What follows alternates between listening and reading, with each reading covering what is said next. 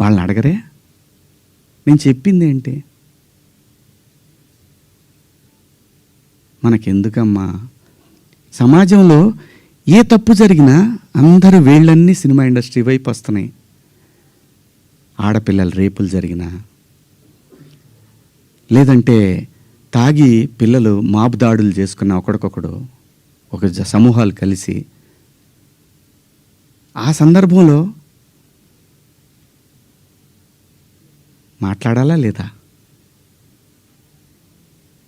With good intention నేను మాట్లాడినా, నేను వాడిన పదాలు అన్పార్లమెంటరీ. ఆ 2 పదాలు.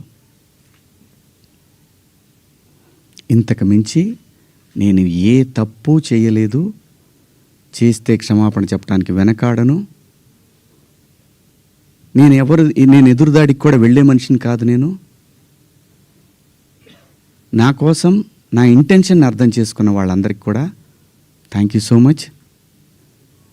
ముఖ్యంగా అనసూయ గారు నా ఇన్సెక్యూరిటీ గురించి మాట్లాడారు.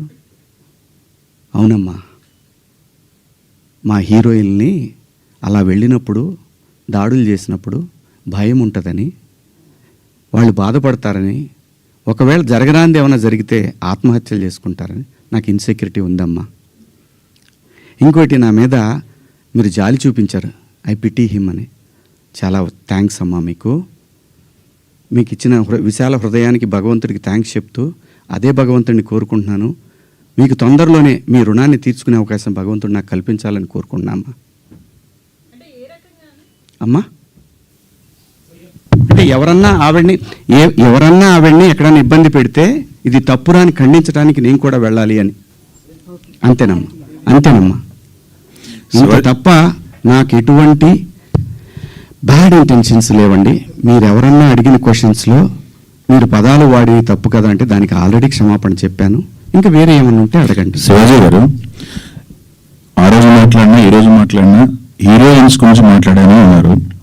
హీరోయిన్స్ ఎక్కడైనా రెస్పాండ్ అయ్యారా? మీతో ఎవరైనా మాట్లాడారా? ఇండస్ట్రీ నుంచి సుప్రియ గారు తప్ప మిగతా వాళ్ళు ఎవరైనా మాట్లాడారా మీతో ఇప్పటి వరకు? ఎవరు మాట్లాడలేదండి. విష్ణుబాబు మాట్లాడాడు నాతోటి. ఏమన్నాడంటే, డార్లింగ్ అని అంటే, సారీ బాబు, నా నుంచి 2 బ్యాడ్. ఇదే ఫస్ట్ కాల్ రాగానే ఇట్లా పదాలు వాడాను. లిటరల్గా నాకు అపాలజీస్ చెప్పాలనుంది అన్న. సూపర్, ఇంకేంటి, ఒక మెయిల్ పంపించేసేయండి, వాళ్ళు ఆల్రెడీ పెట్టినట్టున్నారు. పంపించేశాను. ఆ తర్వాత చాలామంది హీరోలు ఫోన్ చేశారు, చాలామంది ఆర్టిస్టులు ఫోన్ చేశారు, చాలామంది ఎమ్మెల్యేలు ఫోన్ చేశారు.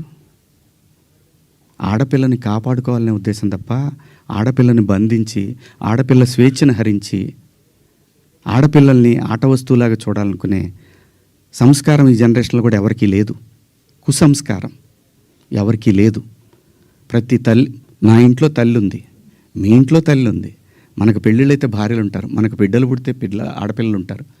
వీళ్ళందరి మీద ఉన్న అపరిమితమైన ప్రేమతోనే వాళ్ళ మీద చూపించే అడుగడుగు. ఎందుకంటే ఈ భారతదేశంలో ప్రతి 3 గంటలకు ఒకసారి రేపు జరుగుతూ ఉంది. ఒక ఆడబిడ్డ జీవితం నాశనం అయిపోతూ ఉంది. ఆ భయంలోంచి వచ్చిందే, అమ్మా కొంచెం మంచి బట్టలు వేసుకెళ్ళరా అని ఒక తండ్రి చెప్తాడు.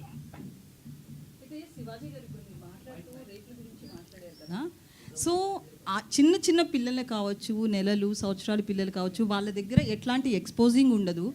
పెద్దవాళ్ళు చీరలు